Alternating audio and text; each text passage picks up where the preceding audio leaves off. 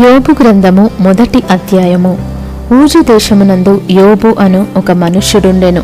అతడు యథార్థవర్తనుడును న్యాయవంతుడునై దేవుని యందు భయభక్తులు కలిగి చెడుతనము విసర్జించినవాడు.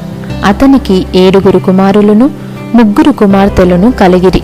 అతనికి 7,000 గొర్రెలను 3,000 ఒంటెలను 500 జతల ఎడ్లను 500 ఆడుగాడిదలను కలిగి బహుమంది పనివారును అతనికి ఆస్తిగా నుండెను గనుక తూర్పు దిక్కు జనులందరిలో అతడే గొప్పవాడుగా నుండెను. అతని కుమారులందరూ వంతుల చొప్పున అనుదినము ఒకరికొకరు తమ తమ ఇండ్లలో విందు చేయనై కూడినప్పుడు తమ 3 అక్క చెల్లెండ్రు తమతో కలిసి అన్నపానములు పుచ్చుకొనవలెనని వారిని పిలిపించుచూ వచ్చిరి.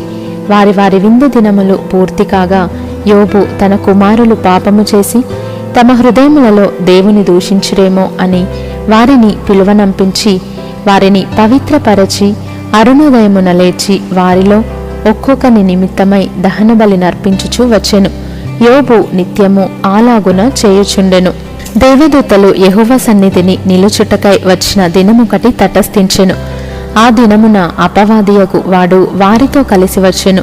యెహోవా, నీవు ఎక్కడ నుండి వచ్చితివని వాని నడుగగా అపవాది, భూమి మీద ఇటు అటు తిరుగులాడుచు అందులో సంచరించుచు వచ్చి తినని యెహోవాకు ప్రత్యుత్తరమిచ్చెను. అందుకు యెహోవా, నీవు నా సేవకుడైన యోబు సంగతి ఆలోచించితివా?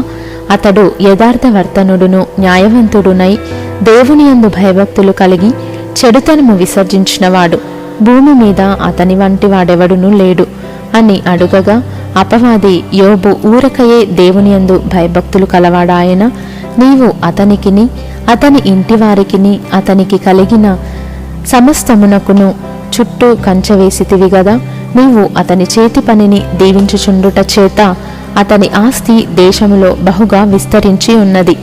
అయినను నీవు ఇప్పుడు నీ చేయి చాపి అతనికి కలిగిన సమస్తమును మొత్తిన ఎడల అతడు నీ ముఖము ఎదుటనే దూషించి నిన్ను విడిచిపోవును అని యెహోవాతో అనగా, యెహోవా, ఇదిగో అతనికి కలిగిన సమస్తమును నీ వశమున ఉన్నది, అతనికి మాత్రము ఏ హానియు చేయకూడదని అపవాదికి సెలవీయగా వాడు యెహోవా సన్నిధి నుండి బయలు వెళ్ళెను.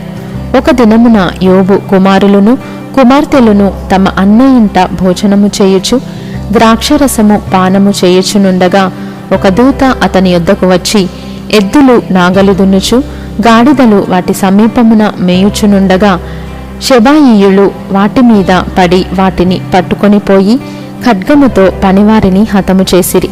జరిగినది నీకు తెలియజేయుటకు నేనొక్కడనే తప్పించుకొని వచ్చి ఉన్నానెను. అతడు ఇంకా మాటలాడుచుండగా మరి ఒకడు వచ్చి, దేవుని అగ్ని ఆకాశము నుండి పడి గొర్రెలను పనివారిని రగులబెట్టి కాల్చివేసెను. దానిని నీకు తెలియజేయుటకు నేనొక్కడనే తప్పించుకొని వచ్చి ఉన్నానెను. అతడు ఇంకా మాటలాడుచుండగా మరి ఒకడు వచ్చి, కల్దీయులు 3 సమూహములుగా వచ్చి ఒంటెల మీద పడి వాటిని కొనిపోయి ఖడ్గము చేత పనివారిని చంపిరి. నీకు దానిని తెలియజేయుటకు నేనొక్కడనే తప్పించుకొని వచ్చి ఉన్నానెను.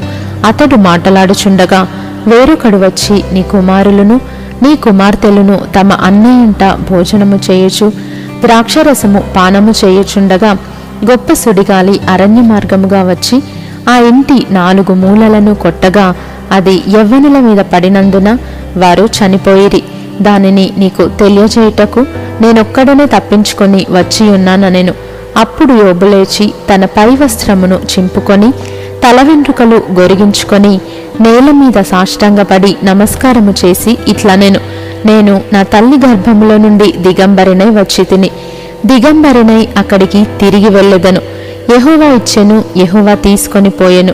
యెహోవా నామమునకు స్తుతి కలుగునుగాక. ఈ సంగతులలో ఏ విషయమందును యోబు ఏ పాపమును చేయలేదు.